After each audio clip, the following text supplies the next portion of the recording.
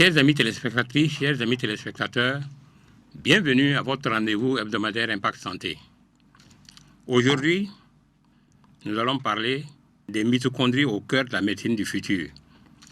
J'ai dit la dernière fois que l'avenir de la médecine sera mitochondriale. Alors aujourd'hui, notre thème c'est les mitochondries au cœur de la médecine du futur.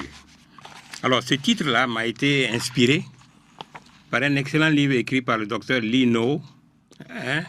C'est un naturothérapeute d'ailleurs, un docteur naturothérapeute canadien, qui a écrit ce merveilleux livre intitulé Les mitochondries au cœur de la médecine du futur. Alors, dans la présentation du livre, je vais vous lire ça. Pourquoi nous vieillissons? Pourquoi le cancer se développe-t-il? Quel est le lien entre l'insuffisance cardiaque et la maladie d'Alzheimer, ou entre l'infertilité et la perte auditive? Pouvons-nous prolonger l'espérance de vie? Si oui, comment?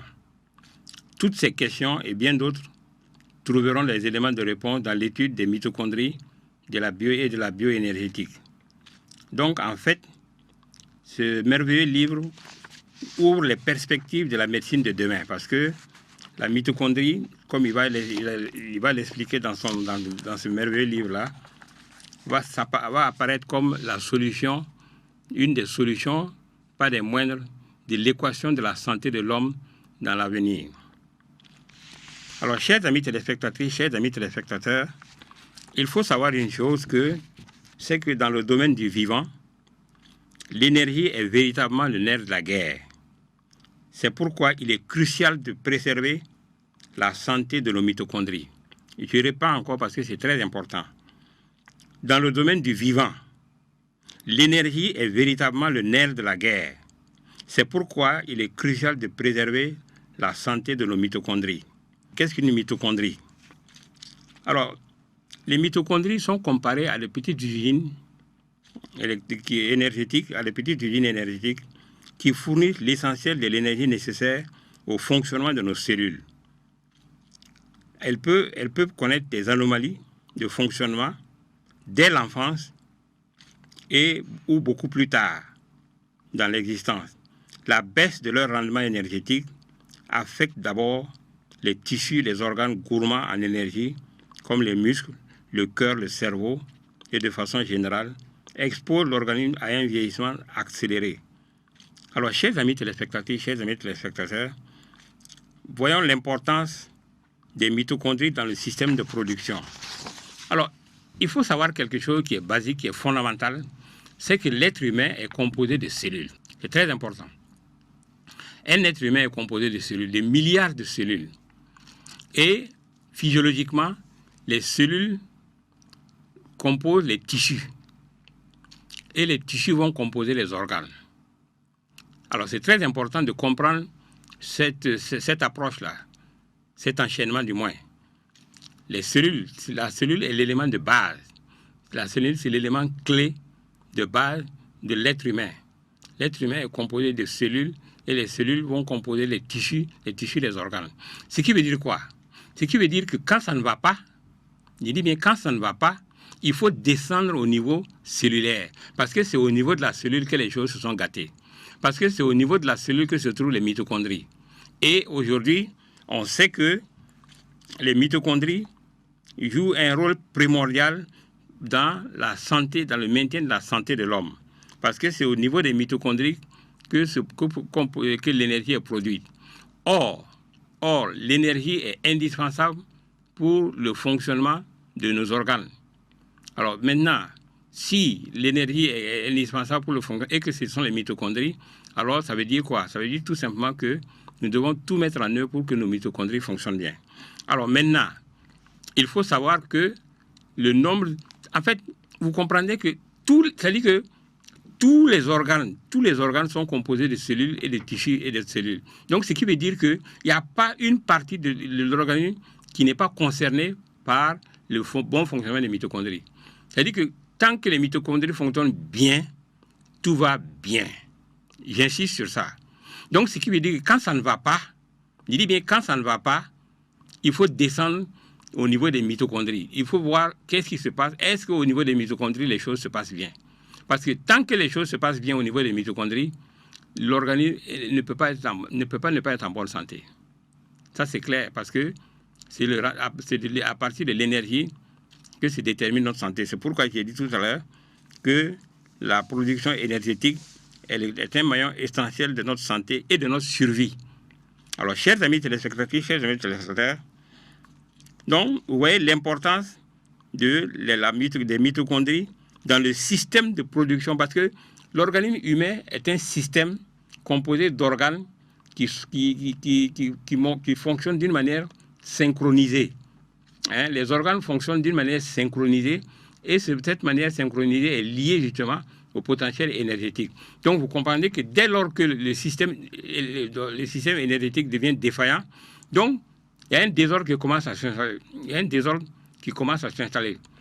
Je vous ai donné tout à l'heure l'exemple, je vous ai donné la dernière fois du moins l'exemple d'une ville où le système électrique, tant que le système électrique fonctionne, tout fonctionne à merveille dans la ville.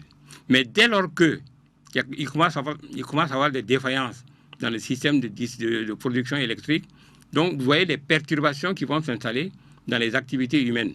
Alors donc, sachez que dans l'organisme humain aussi, dès lors que le système de production d'énergie se rétracte, il va commencer à avoir des problèmes.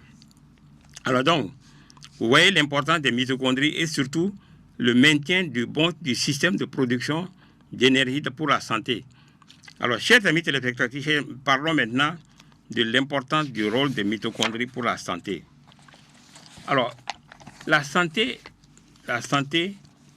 les mitochondries jouent un rôle. Je vais vous lire un excellent passage du livre du docteur Lee. Il dit, en raison de leur rôle dans l'hémostasie énergétique cellulaire, on trouve des mitochondries impliqués dans de nombreuses pathologies. Il peut s'agir des maladies métaboliques génétiquement déterminées apparaissant dès la naissance, comme certaines myopathies qui furent déterminantes dans la découverte de la connaissance de la maladie mitochondriale. Alors donc, vous voyez, donc la mitochondrie va jouer un très grand rôle, une très grande importance dans notre système, dans le système de santé. Alors donc, et c'est pourquoi on devrait tout mettre en œuvre pour que notre système, nos mitochondries fonctionnent d'une manière correcte. Alors donc, parce que dès lors que les mitochondries ne fonctionnent pas, des symptômes peuvent apparaître ça et là, et voilà les problèmes qui vont apparaître. Alors, chers amis téléspectateurs, donc, au regard de l'importance du rôle des mitochondries dans la santé de l'homme, vous conviendrez avec moi que tout doit être mis en œuvre pour préserver notre capital santé. Pour préserver notre capital santé, et pour la protection des mitochondries, pour préserver notre capital santé. Alors, on commence à prendre conscience d'un problème, c'est que quant à la nécessité de la protection, il commence à avoir un consensus scientifique.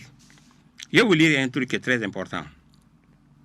On dit que le rôle délétère des dysfonctionnements est clairement établi que les traitements régulateurs des fonctionnements mitochondriaux commencent à être développés et devraient apparaître sur le marché des années à venir. Alors, ce qui est très important, c'est que l'industrie pharmaceutique, ça c'est très important et je pense que je vais mettre l'accent, l'industrie pharmaceutique, à la suite d'accidents très médiatisés, a également pris conscience de l'importance d'étudier les effets des médicaments nouveaux sur le fonctionnement mitochondrial. L'étude de ces métabolismes qu'elle négligeait jusqu'alors se fait de plus systématique et va devenir un passage obligé sous la pression des instances de régulation comme la FDA aux États-Unis. En effet, une molécule qui aurait un effet négatif sur le fonctionnement des mitochondries devra faire l'objet d'études particulières. Donc, la prévention du dysfonctionnement mitochondrial va donc revêtir un rôle majeur dans la mise au point des médicaments du futur. Vous avez entendu? Donc, on commence à prendre conscience de l'importance qu'il y a à veiller à éviter que des facteurs étrangers ne viennent perturber le fonctionnement des mitochondries.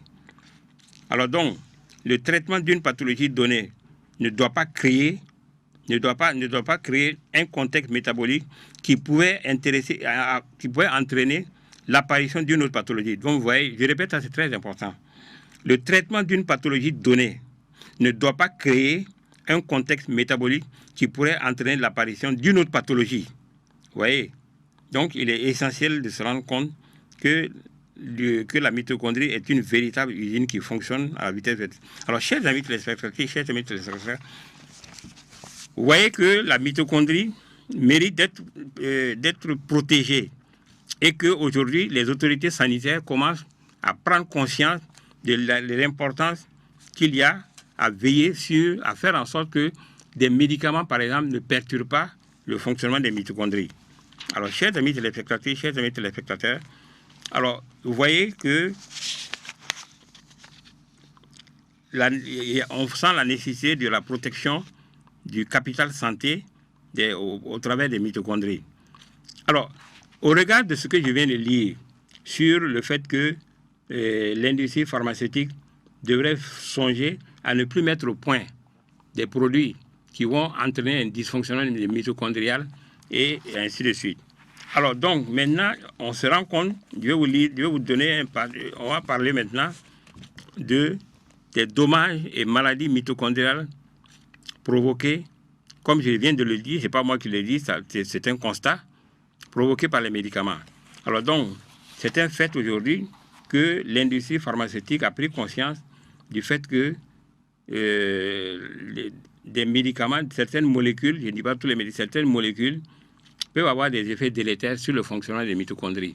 Et comme le dysfonctionnement des mitochondries est à la base de l'apparition de beaucoup de pathologies, donc vous comprendrez la nécessité. Alors donc, dommages et maladies mitochondriales provoquées par les médicaments. Alors, chers amis téléspectateurs, il est dit ceci, et je pense que c'est un passage qui est très important dans ce merveilleux livre-là. Il dit ceci: avec l'utilisation croissante des médicaments, nous avons vu une augmentation des problèmes de santé liés au dysfonctionnement mitochondrial. Je vous ai parlé la dernière fois du dysfonctionnement des mitochondries et du fait que beaucoup de nos maladies aujourd'hui sont des maladies liées au dysfonctionnement des mitochondries et que ce dysfonctionnement mitochondrial peut affecter n'importe quel organe, n'importe quelle partie du corps, parce que partout c'est les cellules et dans les cellules il y a les mitochondries, et donc vous comprenez que si les cellules et les mitochondries de n'importe quelle partie du corps, n'importe quel organe ont des problèmes, ben c'est des manifestations pathologiques qui vont apparaître. Alors donc, je vais vous lire ceci. Il est dit ceci: avec l'utilisation croissante de médicaments, nous avons vu une augmentation des problèmes de santé liés au dysfonctionnement mitochondrial.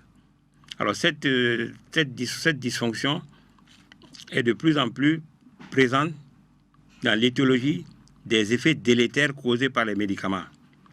Malgré le constat, la Food and Drug Administration des États-Unis, Santé Canada ou tout autre organisme de réglementation responsable de l'approbation des médicaments n'impose pour le moment l'instant pas de test de toxicité sur les mitochondries. Les médicaments peuvent endommager les mitochondries à la fois directement ou indirectement. Alors, en fait, je crois que c'est ça qu'il faut retenir. En fait, les dommages causés aux mitochondries pourraient expliquer, je dis bien, pourraient expliquer les effets secondaires de nombreux médicaments. Donc, en fait, il est établi, c'est un fait aujourd'hui, parce que tous les médicaments, je ne dis pas ça parce que les médicaments ont joué leur rôle, mais le fait de connaître que ça peut entraîner les dysfonctionnements des mitochondries permet justement de prendre les mesures correctives justement pour restaurer le bon fonctionnement des mitochondries. Ce n'est pas que le médicament pose problème, mais c'est le fait que ça peut amener un dysfonctionnement des mitochondries et que de ce fait-là, il faut, si on connaît les médicaments qui sont à la base, qui peuvent susciter un dysfonctionnement mitochondrial, on peut maintenant prendre les mesures qui s'imposent pour compenser, pour éviter justement, pour restaurer le fonctionnement des mitochondries. Je viendrai sur les solutions qu'on peut envisager dès lors qu'on prend un médicament qui peut amener un dysfonctionnement mitochondrial. Alors, chers amis téléspectateurs, Vous savez, bon, il donne effectivement des médicaments dont les effets provoquent des dommages mitochondriaux, les médicaments contre l'alcoolisme, les analgésiques, les anesthésiants. Bon, la liste est longue. La liste est longue. Ça, c'est simplement que certains médicaments peuvent entraîner, peuvent favoriser le dysfonctionnement des mitochondries et que le dysfonctionnement des mitochondries est à la base de l'apparition de plusieurs pathologies. Alors, donc, maintenant, la question c'est, comme je viens de le dire, si des médicaments peuvent amener des problèmes, alors donc les solutions qui peuvent être envisagées pour effectivement permettre de maintenir les mitochondries en bon état de fonctionnement, parce que si on sait qu'il y a des médicaments qui peuvent amener les dysfonctionnements des mitochondries, mais autant en ce moment, quand on prend ce type de médicaments-là, autant prendre les mesures préventives, à savoir les solutions qui peuvent restaurer le bon fonctionnement des mitochondries. Alors donc, au titre de ces solutions, c'est-à-dire que comment améliorer la santé de nos mitochondries. Alors là aussi, on sait, il y a plusieurs approches.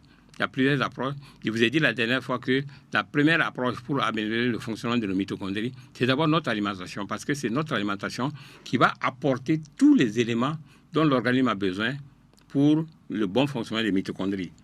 Alors donc, au titre des éléments qui peuvent aider à maintenir le bon fonctionnement des mitochondries, on peut citer par exemple, les composants mitochondriales, les nutriments requis. Bon, il y a thiamine, les complexes B, j'ai dit ça la dernière fois, le fer, le magnésium, le manganèse, la cystéine, l'acide alpha-lipoïque. En fait, c'est toutes les vitamines essentielles dont l'organisme a besoin.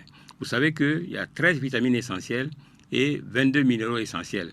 Donc, ça veut dire que si votre alimentation apporte l'essentiel de ces minéraux-là, de ces vitamines et minéraux, donc vous allez maintenir, ça vous permettra de maintenir vos mitochondries en bon état de fonctionnement.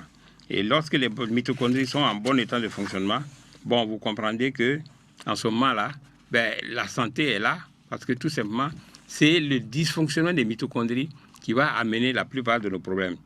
Il y a le D-ribose que je peux citer encore. Il y a, bien sûr, j'ai parlé de la coenzyme Q10, les suppléments de D-ribose, la coenzyme Q10, la PQQ, je reviens sur la coenzyme Q10 pour la biogénèse. Ensuite, il y a la coenzyme Q10, dont j'ai parlé la dernière fois. Alors, donc, vous voyez que l'acide alpha-lipoïque, etc. Donc, tous ces éléments-là vont contribuer, parce que la L-carnitine, j'ai parlé de la L-carnitine la dernière fois, les métabolismes lactiques et tout, le magnésium, les complexes B, l'acide alpha. Bon, ok. Alors donc, en fait, on sait exactement quelles sont les vitamines et les nutriments dont l'organisme a besoin pour le maintien des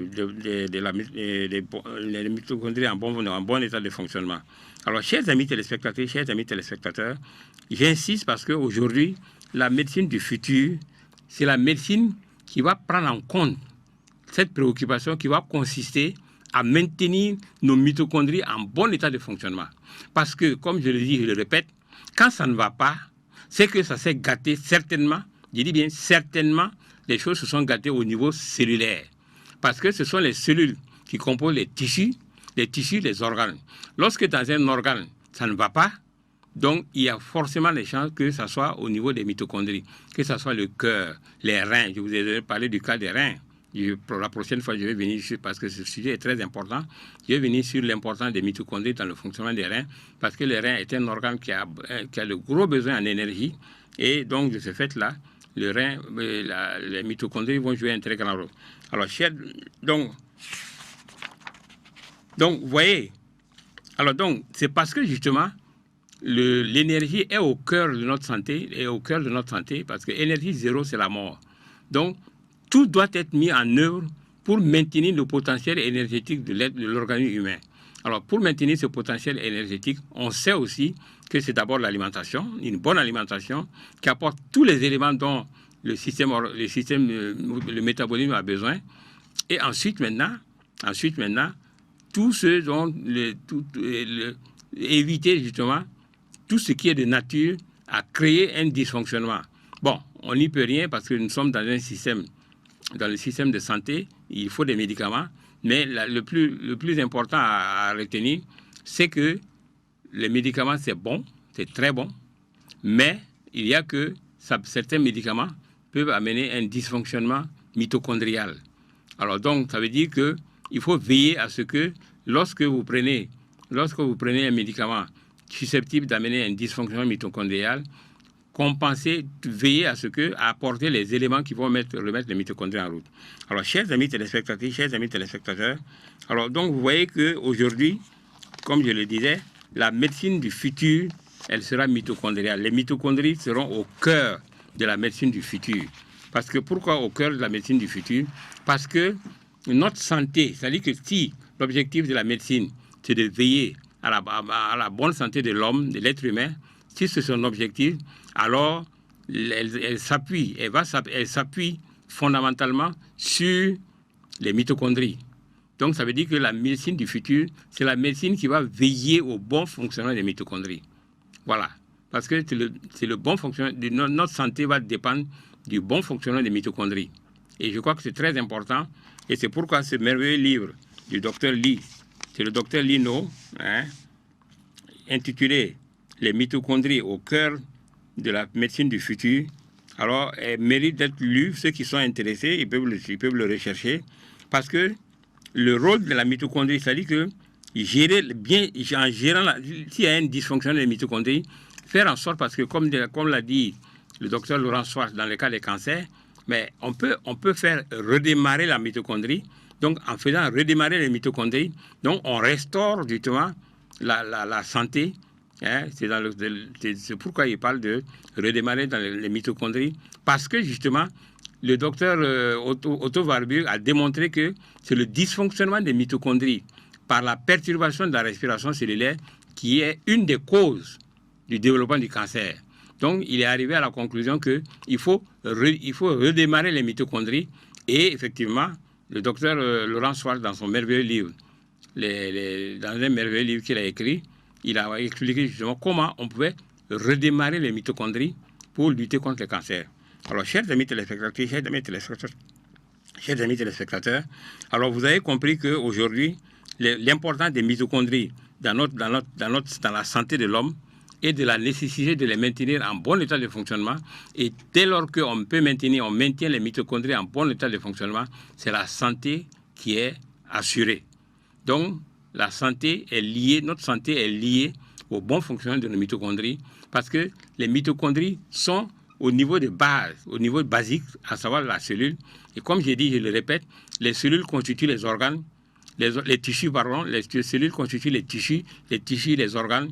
Et donc, ça veut dire que quand au niveau d'un organe, ça ne va pas, donc il faut descendre au niveau mitochondrial. Alors, chers amis téléspectateurs, les mitochondries au cœur de la médecine du futur, c'est la nouvelle donne qu'il faudra prendre en compte, parce que l'avenir de la médecine va dépendre de la capacité, l'avenir de la santé va dépendre de la capacité des uns et des autres à maintenir les mitochondries en bon état de fonctionnement. Et c'est ça le nouveau défi de la médecine du futur. Alors, chers amis téléspectateurs, si vous voulez en savoir davantage sur ce thème, les mitochondries au cœur de la médecine du futur, vous pouvez nous appeler, parce que tous les problèmes de santé sont liés au dysfonctionnement des mitochondries. Pratiquement tous les problèmes de santé sont liés au dysfonctionnement des mitochondries. Donc, il y a une importance à ce qu'on maîtrise les mitochondries, parce que c'est l'élément clé, c'est l'élément vital pour la santé. Chers amis téléspectateurs, nous vous donnons rendez-vous la semaine prochaine pour un prochain numéro. Notre œuvre est pour le roi de gloire.